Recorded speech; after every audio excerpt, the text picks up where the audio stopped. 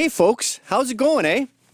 All right, this is what's going on here. I've got the perfect analogy after I straighten my tie. If you're a Nazi skinhead and you go to a Nazi skinhead rally with all the bands, you're guaranteed going to get in a fight because Nazi skinheads are violent. And if there's no bad guys around, like Jews or whoever they hate this month, they're going to just turn on each other. That's their nature. The exact same thing is happening right now in academia. They have built this sort of, I don't want to call it violent, it's more like terrorist organization called Social Justice Warriors. They want to catch bad guys who, coincidentally, are sort of framed on Nazi skinheads. They think these evil patriarchs are everywhere. And because there aren't enough, then we have them eating their own. And there's a massive purge going on in academia right now. We just had Michael Rechtenwald. Do you remember him? He was the guy that fought with Tucker Carlson about prostitutes. He did a pretty good job. He's a liberal, this guy. But he said maybe trigger warnings aren't such a great idea. He actually mocked the concept of safe spaces on Twitter. Now he's being told to step down. We just had a case going on where a student claims that her professor accused her of plagiarism because she's Latina and she used the word hence. And he said, this is not your word.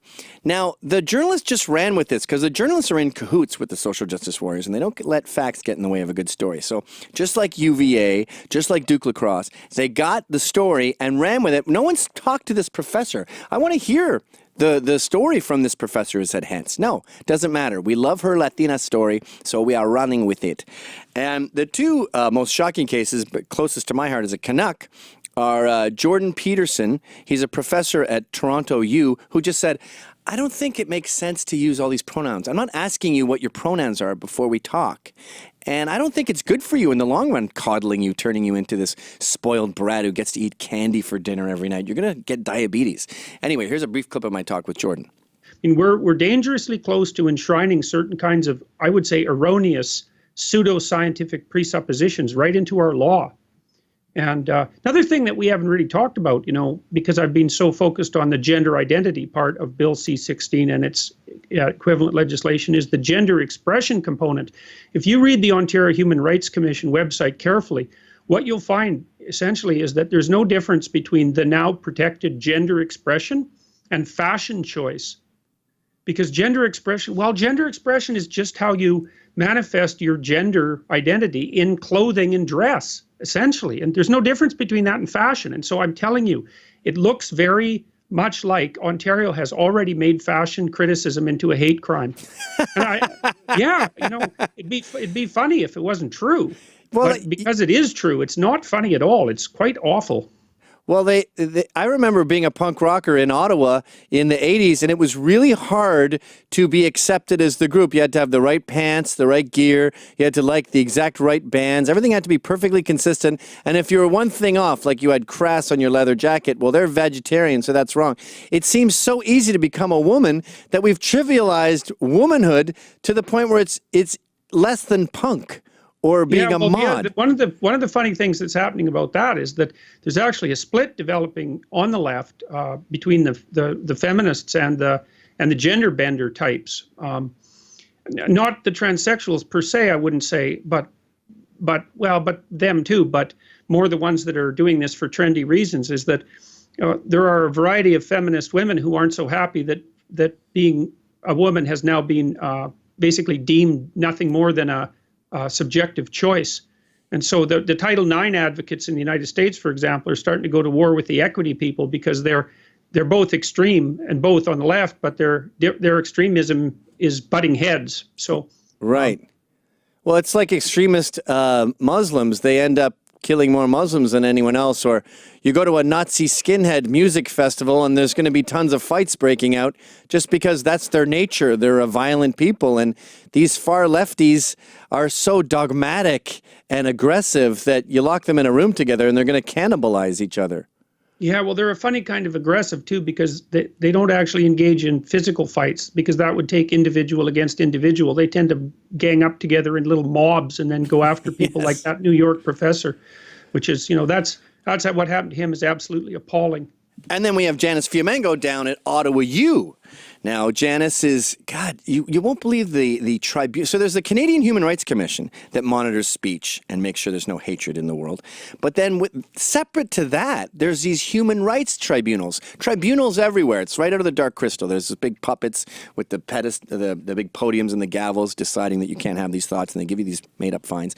But just all Janice has said is, I don't really like trigger warnings either. She got away with it for longer than Professor Peterson because she's female, and they tend to be less persecuted in academia. But it made her a target, and now this tribunal's attacking her. I don't know, because they think she's racist or something towards a student. It's ridiculous. Check it out.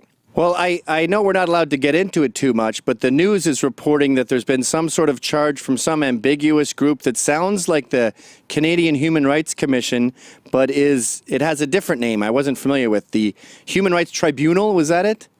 Well, now we have in Ontario, and I'm not sure exactly how they're named in other provinces in Canada, our equivalent of states, we have what's called the Social Justice Tribunals Ontario. And within that are 7 different tribunals that deal with different sectors of society. And I am going to have to go before the Human Rights Tribunal of Ontario, which is a kind of quasi-legal body. It certainly has power to compel compliance with its rulings. It uses a lot of legal-sounding terminology, and many of the people involved in it are lawyers, although they're not judges.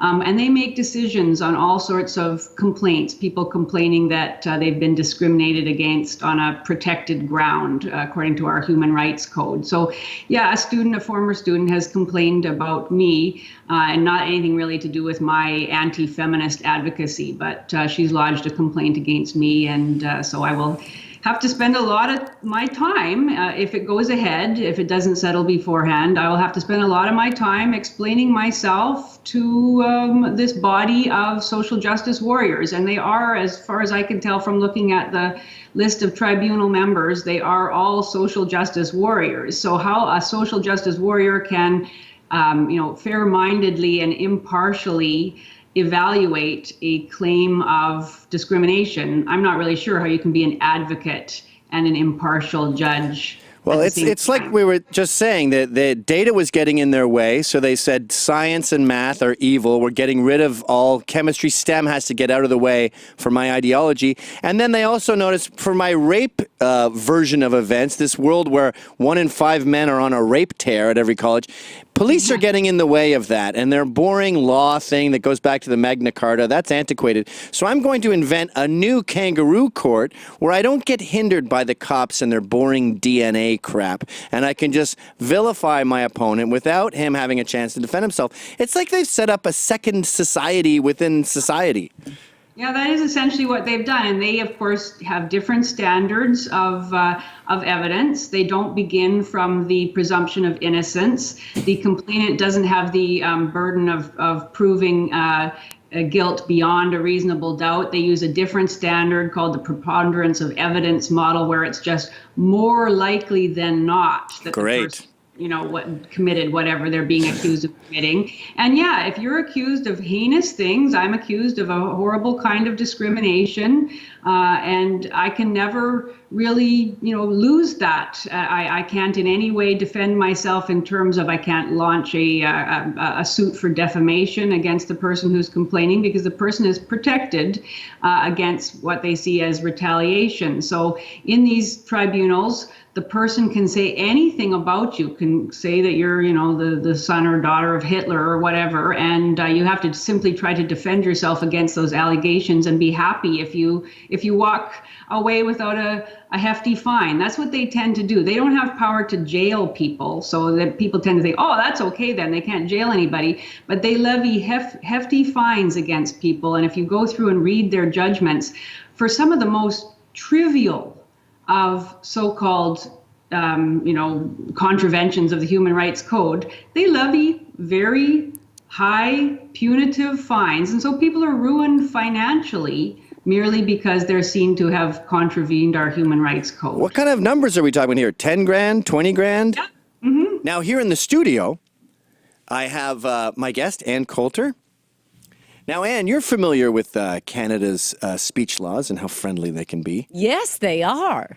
You do talks at universities. Have you noticed a change? Because I remember you getting banned from Janice's school, Professor Fiamengo's school, years ago. I tried to speak at all 3 schools. I was doing a little Canadian tour. Oh. And they only shut down one. And it was just, through violence. So I wasn't even there. I was still having dinner. But they were overturning tables, and they set off the fire alarm, and the police said, we can't keep. Oh, and that was Ottawa U?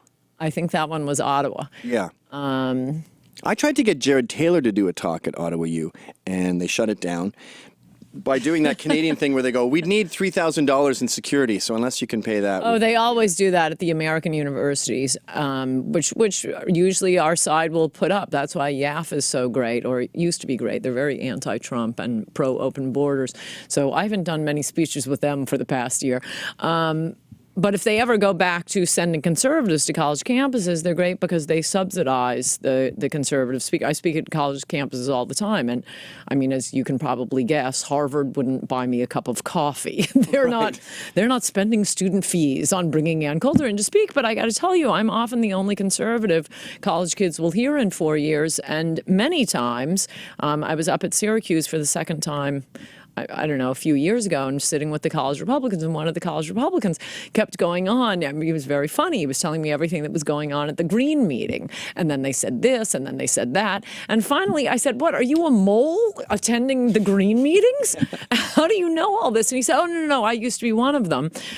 So I asked him what brought him around, and he said, you spoke here my freshman year, and I thought you're the only person making any sense.